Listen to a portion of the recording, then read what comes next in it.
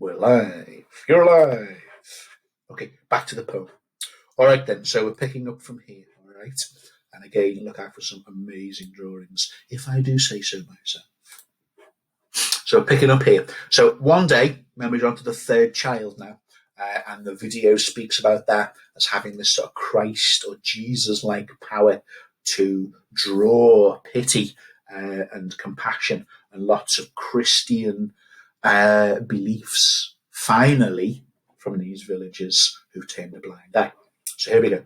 One day such drafts the cruel fisher made, he could not vend them in his borough trade. So he's had a good day at sea, all right? So such drafts, he's caught a lot of fish, all right? So there's excess of fish there. And he's caught so many, he couldn't sell them all in his small town. So he has to go to London to try and sell them. Now, I want to keep an eye on this in terms of nature, all right? So the video spoke about disciples and fisher of men, and Peter Grimes, not working at all. 7 deadly sin of sloth, laziness.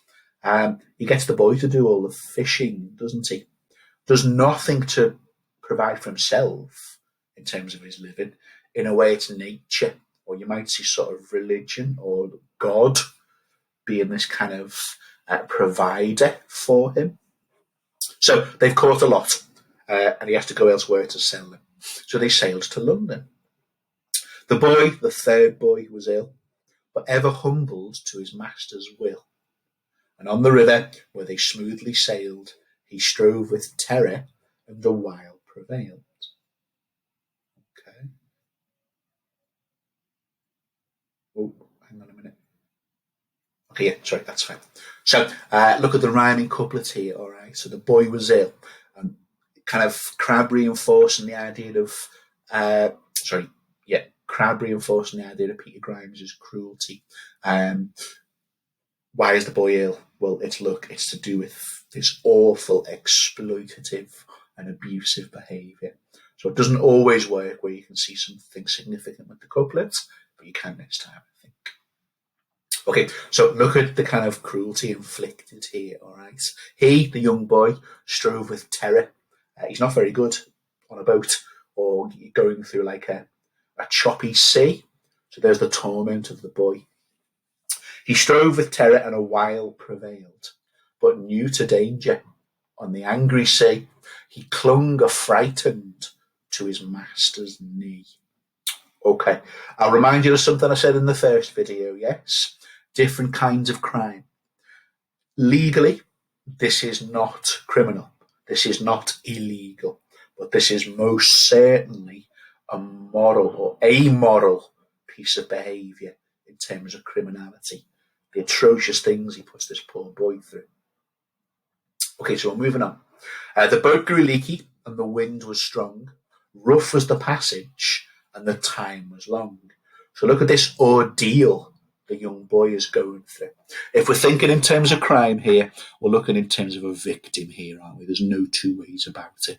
And again, that's absolutely true. The two previous boys, but also be good enough to move to that idea of considering Peter Grimes as a victim. In the first video I spoke about, and it's a horrible truth of life, isn't it? People who are abusive and victimizers tend to have been victims themselves. Okay, so this is a particularly choppy day at sea. His liquor, alcohol, failed, so he's lacking courage. The alcohol isn't giving Peter Grimes courage, and because of that, Peter's wrath arose. So in these kind of rectangles here, you should be noting 2 more of your 7 deadly sins. So keep an eye on this though, please. Because the alcohol isn't giving him courage, what's the first thing he does? He turns his fear about being on this dangerous sort of water towards the child. So gross sort of abuse again. Please let me know if you're struggling to hear me because of the great big van going outside. Okay, so just shout out stop, or because it'll pass in a minute, this van. I can't control the noise of the recycling. Okay, so I want you to have a look here in terms of AO2, because I always give you techniques as we go where they're relevant, about the narrator here and narration. Okay, so his liquor failed and Peter's wrath arose, no more is known. The rest we must suppose. Now, consider what you make of that, all right? It's not explicit. It doesn't go as far to say Peter Grimes killed the boy, or beat the boy, or drowned the boy, etc., etc. So you might see this as a bit sort of cowardly in terms of the narrator and the narrative, all right? Which makes the narrator partly complicit. Remember we said how you can say that about crime writing sometimes. If narrators and other characters are witness to the crime, then they and we become a little bit complicit with it. We've seen it happen. We know it happened. We're kind of powerless to do anything about it, or we don't do anything about it. But there's a sort of euphemistic way of talking about that. Look, no more is known. The rest we must suppose, or learn of Peter. So there's a bit of a cop-out. There's a bit sort of cowardly, you might say. But then, in that run-on line, that enjambed line, or learn of Peter. So you can see that as putting the challenge down to Peter. Come on then, Peter. Tell us what's happened. You've done this. Are you going to be sort of honest enough and sort of have some integrity about you? Tell us what you've done. And then the answer comes here, look. So keep an eye on this dialogue here, which I've identified for you. Peter says he, when the boy is gone, spied the stripling's danger and for the harbour tried. Meantime the fish and then the apprentice died. Okay, so make of that what you will in terms of justifying or covering up, or sort of in a bit sort of James Shepherd way, what is retained or kept back from how a crime is reported. This isn't quite the full picture, is it? It's not the picture at all. So Peter Grimes is saying, yeah, I saw the young lad was in danger and I tried to get us to the harbour to land very quickly. Oh, look, he died. Oh, he died. Isn't that a shame? Almost like he is. He's removing the agent of death, the thing that caused the death, himself. So there's another example of reticence there from a criminal. I'm deliberately making these links across your texts, because it's good to keep that in mind as we go through all your crime texts that we do. It'll help you out for section B and section C of your paper 2 exam. You've got a rhyming triplet here, you'll notice. Every now and again, well, mostly the rhyming couplets aren't the heroic couplets C and N. Every now and again, crab keeps you on your toes. Spied, tried, died. I think that's significant this time, this rhyming triplets. I saw he was in trouble. I tried. Outcome, died. Okay, so total suspicion and culpability being shown there by the narrator. No way did you try. You didn't try and do anything to alleviate the danger for this young stripling. In fact, quite the opposite. You're the reason he's no longer alive. Okay. If you remember from video 1 as well, I explained what a stripling is. So go back and have a little look at that, please, if you haven't. Okay, going to move on. So we're moving to this next bit now. There's a bit of a jump here. So moving away from Peter Grimes. The pitying women. You'll notice there's a sort of gender pattern that the females referred to in the community or the village, they're the ones who are associated with compassion. Okay, pity, if you read bits of the Bible as well, that's a Christian quality. So faith, hope, and charity. Pity is part of charity. They're the 3 Christian virtues. So finally, this society is starting to exhibit something approaching Christianity.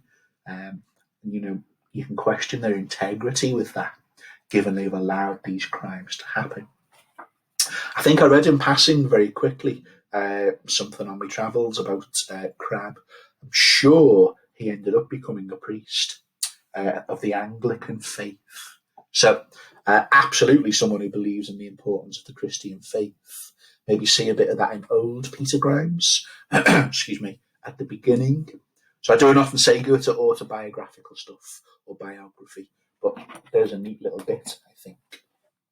Okay, so and the weeping, so they raised a clamour. Finally, they start making some noise. A clamour is a noise, a loud noise towards this person who 3 times now has had fatalities from his apprentices. Okay. Finally, this bit here, we're starting to see some notion of sort of earthly justice now. Okay. It comes in a more divine form of punishment or a higher power, but at the minute, kind of mark that off on your notes. It's kind of earthly or legal judgment. So we got a bit of that here. Now the stern man was summoned. If you receive a summons, then you're obliged to attend some kind of legal punishment. To tell his tale before the burghers all. Burghers. Not that kind of burg. It just means citizens, okay? Kind of eminent citizens in a town. He gave the account, professed the lad he loved. He's claiming he loved the lad. Okay. And kept his brazen features all unmoved. Do you know on reports of like modern crimes and stuff, when someone is in the dock and the press cover the court case, they like doing things of didn't flinch, didn't move, only kind of smiled once or smiled once, only spoke to acknowledge his name. So consider what's being hinted at there. Completely, and this is a good look at crime word, unrepentant. So to repent is obviously to be sorry and seek forgiveness for your sins. Is Peter Grimes in any way affected? Does he have anything about approaching the conscience? I've shown you a few moments where it started to occur, but he just then opened another bottle and kind of tried to swill that away with alcohol. Okay, so summoned, professed, key things to look at there, but brazen, hard-faced, not caring at all, and he's completely unmoved. I mean, this is an entirely spurious claim. No way did he love that lad. Or if he did, it was a love where he could enjoy being cruel to him, which is no love at all. Okay, going to move on. If anyone's got anything they want to clarify, now's your time to give us a quick shout. I'll have a sip of water. Okay, moving on then. Right then, so I've put up here on the top left, if you can see the pointer on the screen, here's where I'm inviting you to consider, or maybe you can say that Crab is inviting us to consider. Is this stuff just? Is this justice? So, I mean, don't put it in your essay, but we sometimes say now, all they got was a slap on the wrist, and, they killed 94 people with a plastic fork or whatever. Just like, 3 hours community service for that? Slap on the wrist.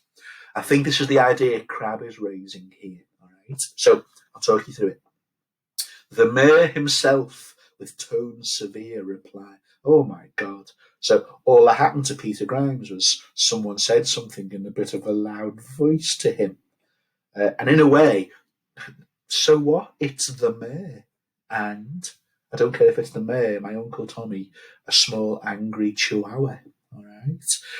This is just not justice. This, it's ridiculous. It's ineffective in terms of the enormity and kind of the moral atrocity that this man has done.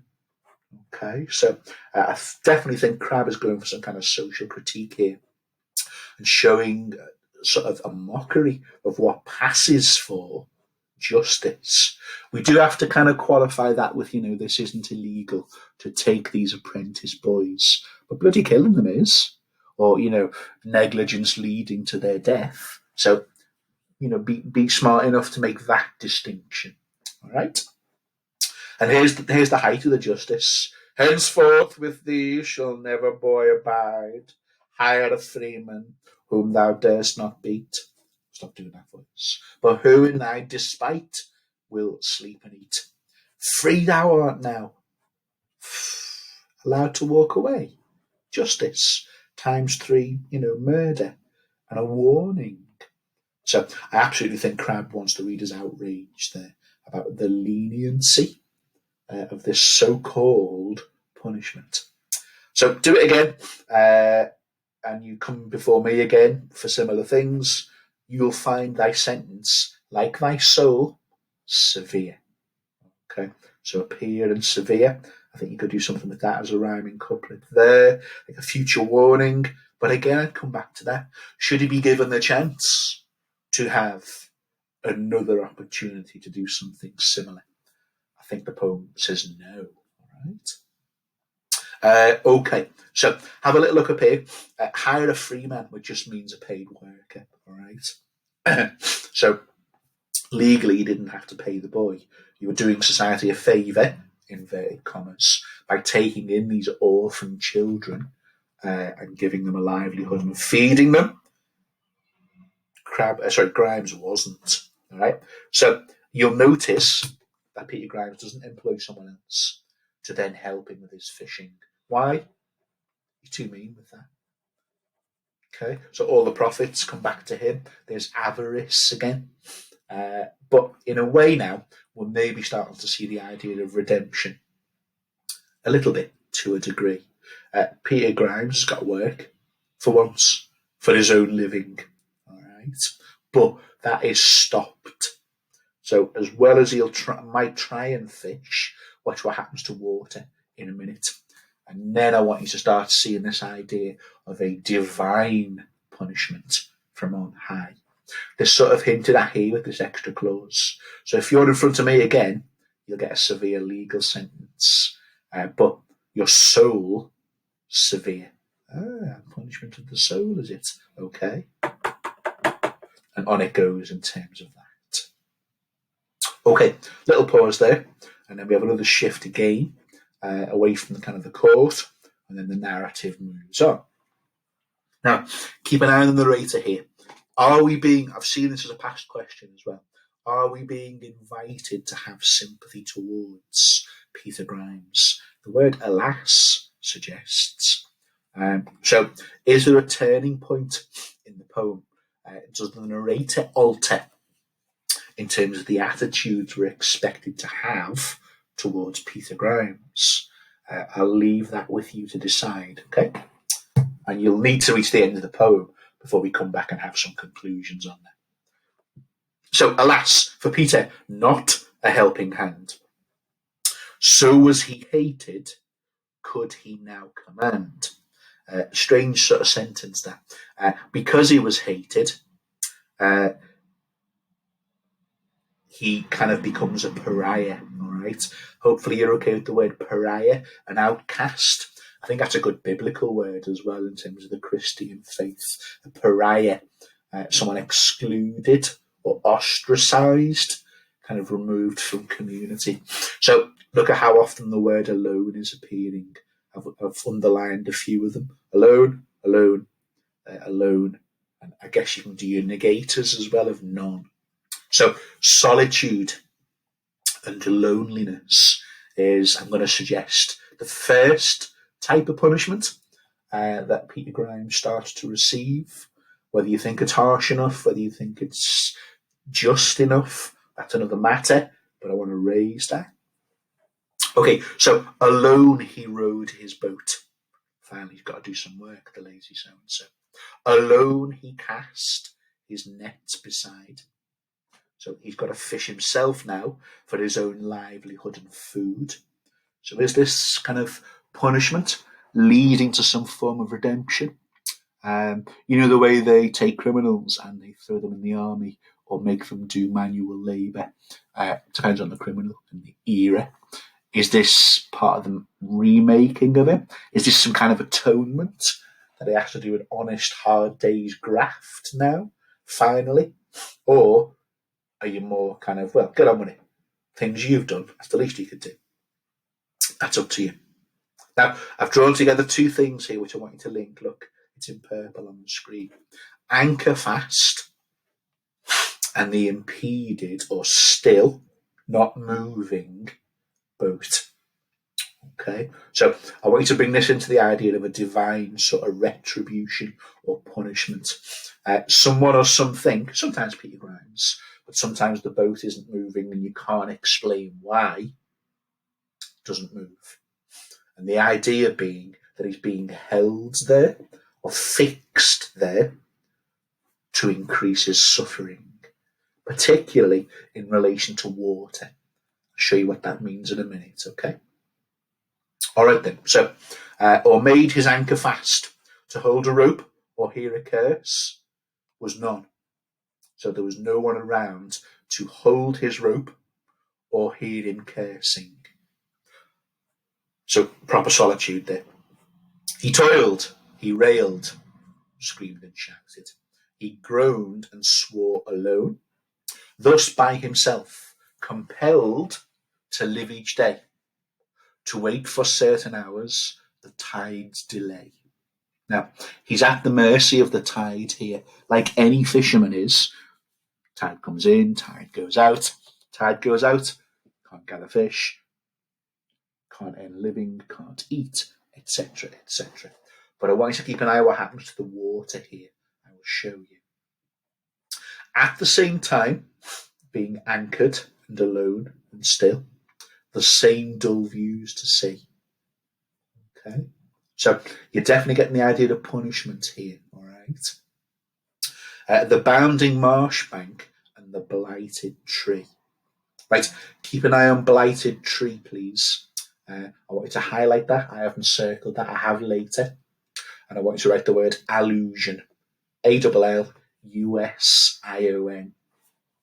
There's a famous novel that involves a particularly famous blighted tree, and it is called Frankenstein. All right. So, Crabbe rips off two brilliant pieces of literature, and this is a good poem in my opinion, but he's definitely borrowed heavily from Mary Shelley's Frankenstein and Samuel Taylor Coleridge's The Rime of the Ancient Mariner. So what's this allusion getting at? Well, the blighted tree and Frankenstein links towards the creature. Don't call him a monster. It's Frankenstein's creature, which is, that's heartbreaking if you've read Frankenstein, is alone in a hovel, shunned from mankind, and feels the pain of being alone. That's going to happen to Peter Grimes, more and more. So I've spotted an allusion for you there.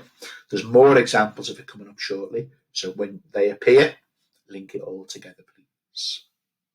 Right, the water only when the tides were high.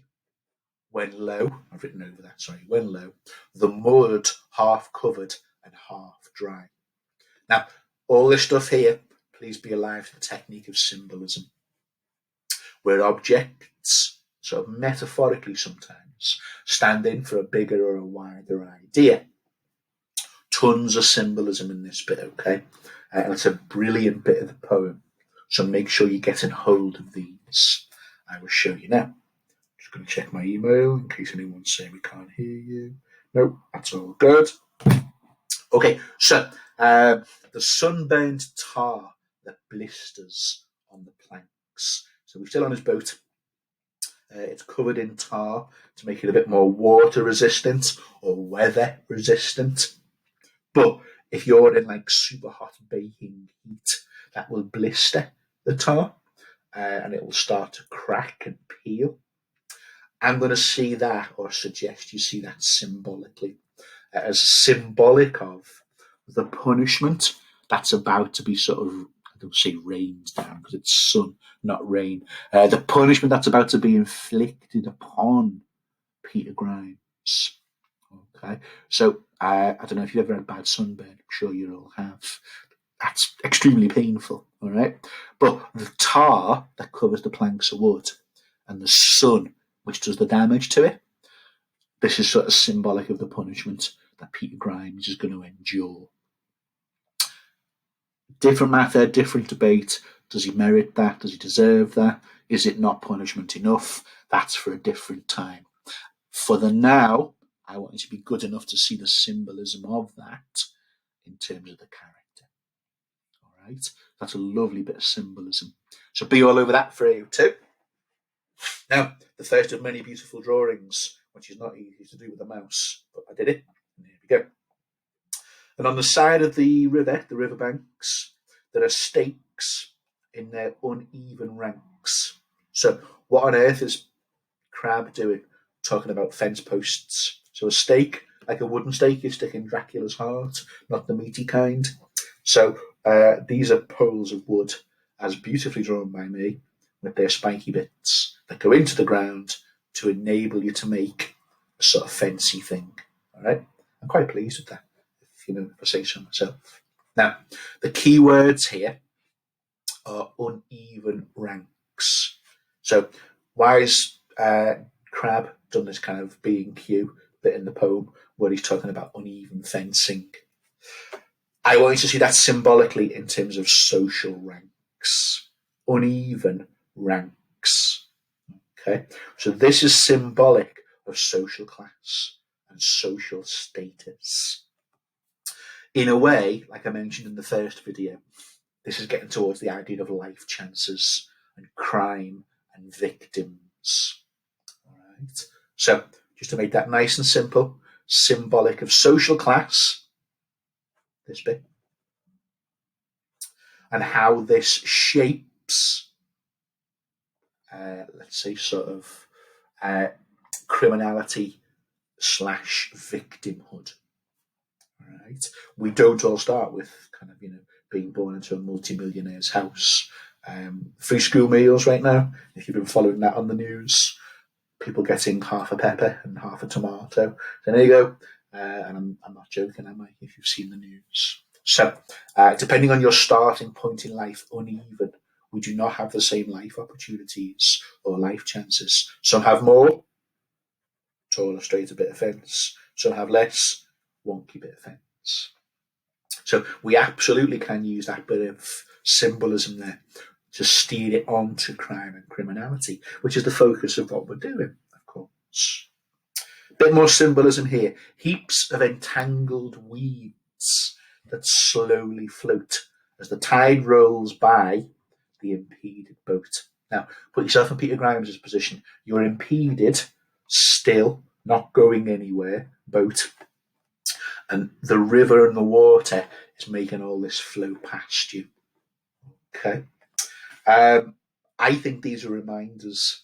I think these are stinging reminders, symbolically, of either his state of mind or the atrocious things he's caused. You might be saying I'm reading too far here, but heaps of entangled weeds that slowly float past the impeded boat. I'm wondering if that's some kind of symbolic imagery of the three boys who he has killed, essentially. It's implied that he's killed them. It's excused and allowed that he's killed three. But I think we're starting to get to the idea of guilty conscience being haunted here. It's those words slowly float.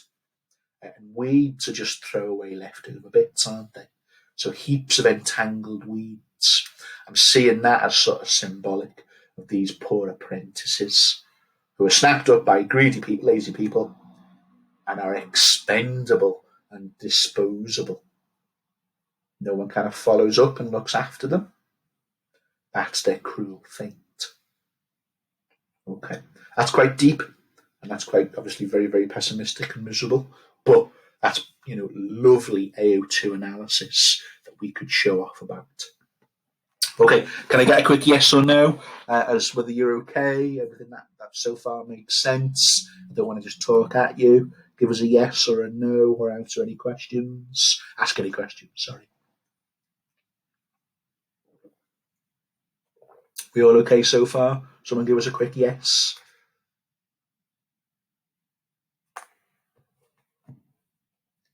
You need to reassure me you're still there and I'm still with you. Hello?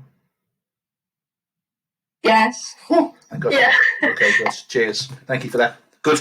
Right. We're going to move on if there's no questions. Okay.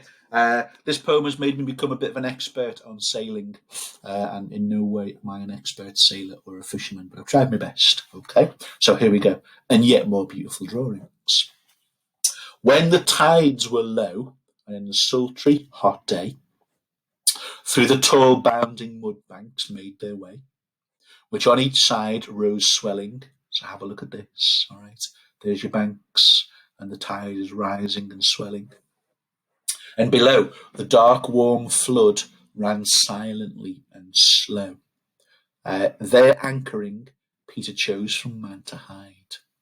Okay, so I've read you a little bit there. Let's pick some of the bones out of this. Neap just means low. I've no idea why it does. Just trust me, it does. Which on each side, the water, the tides, swelling, and below the dark, warm flood ran silently and slow. Possibility of seeing that as some kind of reference to blood, I don't know. So for seeing weeds as sort of like symbolic of the hair of the boys he's kind of destroyed, I don't know, it could be reaching too far. You can just dismiss that and say, no, I'm not feeling that, Mr. Hill. That's rubbish. But there's at least one way you could take that, maybe. And here we have more anchoring, okay? So stillness, not moving. I'll come to this idea in a minute of the sluice, but just hang with me for now. Peter chose from man to hide. Okay, so I want you to go for that kind of Frankenstein's creature idea again here, please. In Frankenstein, it's to do with the cruelty that man shows towards the creature. So are we meant to think a similar sort of sense of victimhood here? Peter Grimes has not been treated well by mankind. And so, or is it the fact that he's seeing himself wrongly as some kind of victim, not welcomed and embraced by mankind? Personally, I've got no view with that, all right? I've no sympathy for this fella at all, but different readers have different views, and so we keep them alive. I don't think the narrator particularly wants you, certainly at this point, to have much sympathy. You could disagree. Look at this next line. Peter chose from man to hide, there hang his head. So if your head's sort of down, is that some kind of reflection of shame? Is this, again, a conscience starting to emerge? I'll leave that with you to decide. And view the lazy tide in its hot, slimy channel slowly glide. Now, hopefully you're seeing a pattern here. Okay, yes, I understand when the tide goes out, it's low, there's not much water coming in, and therefore no fish can come in. Or, they retreat back out to the main ocean before any of them wander in this way. If you look on the screen, and then Peter Grimes is there to get them all in his boat. I think this is starting to seem like a kind of punishment. All right. So the flow of water coming his way or towards him is becoming less and less. He is anchored, so he can't or struggles to go out into it. I think this is depriving him, as a form of punishment, of this kind of ability to earn and also feed himself, of course. Nature gives him his livelihood, doesn't it? In come the fishies, I catch the fishies, I sell the fishies, I eat the fishies. But look at how it's less and less. The dark, warm flood ran silently and slow. Because it's hot, the tide is lazy, a bit like the person waiting for it to bring everything to him. And it's becoming hot and slimy. So slowly, slow. Any more slows in there that we need to get? Nope, can't see any more just yet. It's not becoming, it's becoming a kind of grotesque almost. It's hot and slimy channel, slowly glide. Okay, so there's some kind of idea of divine punishment, looking at the water metaphorically. Okay, slight pause there. Keep an eye on time, getting on for 10 past. Where did I want to end up today? I might not get there. I wanted to get to a certain point and then we'll resume, or else we'll set you some questions on the final third, but we'll see how we go. All right. Now, I definitely want to get this into your brains today, the idea of allegory, a deeper religious meaning, which we're toying with anyway, aren't we? Because we're talking about divine punishment. But in a line that seems to be throwaway and there's not much significant about it, this is deeply religious, I think. And remember, if I'm correct, I'll have to double check, Crab ends up becoming a man of faith. He becomes a man of the cloth. I think there's a warning here about a religious sort of warning or moral about shedding the Christian way and the Christian faith. All right. So we know what's happening with the water here. The hot, slimy channel slowly glides. And then when the water comes and goes out, when the water has gone out, or, gone back out to the ocean, the small eels discussed inaudible things that left the deeper way. I am the light, I am the way. This kind of idea of the Christian faith being the way, the correct path in life. So we're the small eels that left the deeper way for the warm shore within the shallows play. Now, think of all your characters in the poem. Who is that allegorically depicting? Have a little think. Hopefully, you've arrived at, but certainly how I interpret it, you don't have to agree. This is young Peter Grimes. All right. So the small eel, kind of this unformed, young, not yet fully formed creature, is the young Peter Grimes. He rejected his father, chose to leave the deeper way of Christian faith for the warm shore. Do you remember he says, this is the life in the first bit that we looked at? So I don't want to go fishing and working and saying prayers on a Sunday. I want to go and get mashed and gamble and spend the monies. Oh, I love money, drink it. Okay, so there's the warm shore, and you must have this word here to reinforce this idea. Within the shallows play. So this is the shallow bit of water, all right? There's the deeper bit as you go out into the ocean. The shallow bit is the less bit. It's not very well explained in terms of water, but I'm not a person who goes on a boat for a living. But you can also read that in terms of shallow, like being fake, superficial. Those material and short-term worldly pleasures of drink and gambling and eating and being lazy. Okay, so two massively key lines there. And I bet you the vast majority of people who do this poem just think that's Crab banging on about eels and water. They won't see the allegorical significance of those lines. Now you do.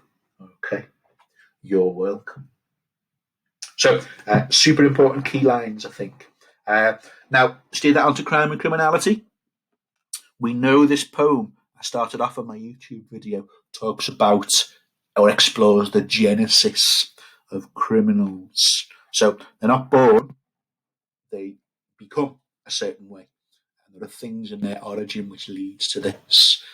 That's a fantastic allegorical explanation, I think, as to why young Peter Grimes ends up this person with 3 dead bodies of young boys on his kind of crime sheet, if you like.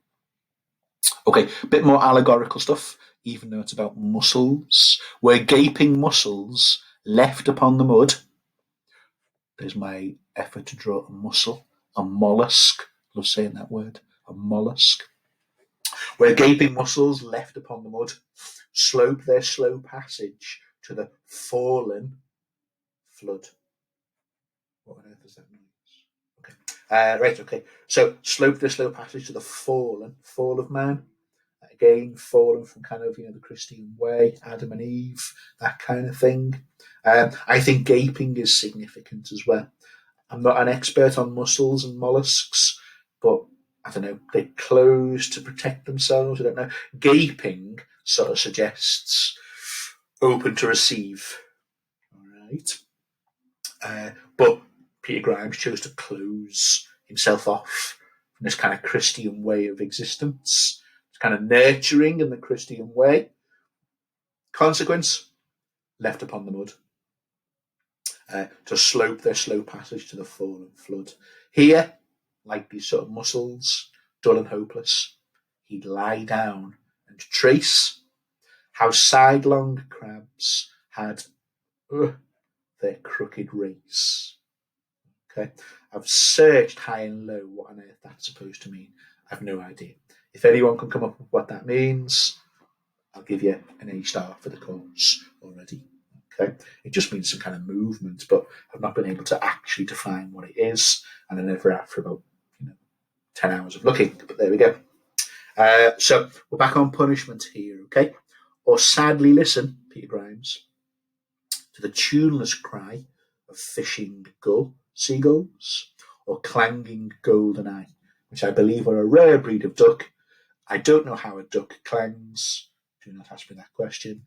What on earth are you talking about, George Crabbe? All right. Crab. Oh, hang on. Crab. That's only just occurred to me now. No, that couldn't be a self-reference. Ignore that. Don't worry.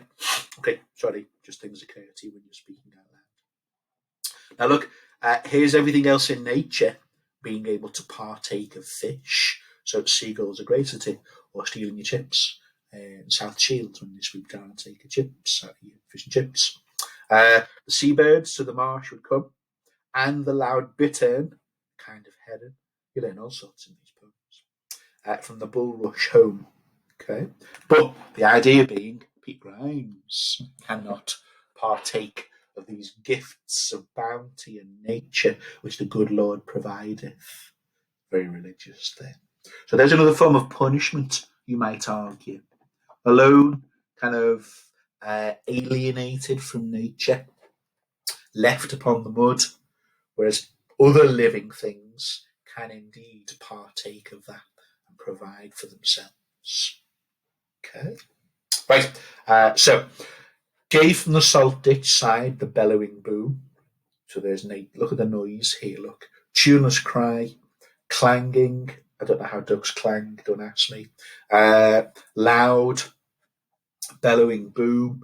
All of this is to reinforce the solitude of Peter Grimes. So he can hear nature, but he's kind of barred from that and excluded from kind of a communion with fellow men.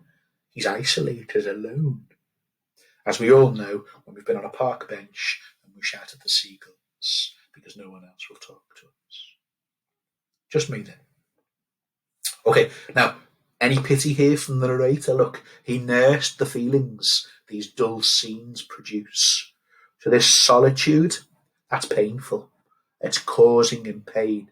So lack of food, not being provided for, solitude, removed from mankind, alienated, very similar to the creature in Frankenstein, I think you could suggest here. And loved to stop beside the opening sluice. Now here's a sluice, okay? If you're going in this direction, it's there to try and limit the power and the impact of the ocean. So I will demonstrate that with another beautiful drawing now. That's not meant to, that's my best effort with a mouse to look like water. So here's all the ocean, yes? There's a sluice, and there's like a 19th century one, just like a bridge, to reduce and limit, coming this way, the flow of water. So in the same way we'd have a dam now in places that get flooded, or a barrier, a sluice is designed to do that, okay? So that places don't get overrun with water. But again, go with this idea of punishment, please. He's being sort of further and further from the sea, and the sea is sort of retreating and rejecting him. I know that might sound weird. The sea does what the sea does, but I'm really tempted to see some idea of divine punishment in there. Okay, so let's have a look here. I'll quickly bomb you through some of this, and we will finish at 20 past. I'm just keeping an eye on the time. So, confined, there's this idea in narrow. So look at this kind of idea of restricting and narrowing. So this is more punishment, cut off from the sea, cut off from mankind. The noise of it ran with a dull, unvaried, saddening sound. We're all presented to the eye or ear, oppressed the soul, oppressed Peter Grimes' soul, with misery, grief, and fear. Okay, this might be a good place to leave it, and then I'll kind of get your opinion on whether you want to resume a bit of this tomorrow, and then we'll push on. But from lines 205 onwards, we've already been talking about it, but I think it definitely moved to now stronger, increased forms of torment and punishment, not least now, because we'll see the idea of society viewing him as a criminal. If any of you do psychology or sociology, you might do the thing of Irving Goffman, with the idea of being labelled as a criminal is an extra form of punishment for a criminal, because you have this reputation. You become a sort of leper, a societal leper, because people know you're an offender or you've done atrocious things. Okay, so quick look at the time, 12:18, and that ordinarily would be us. So what I'll do, I'll come out of this, I'll go to here, I will hold the recording,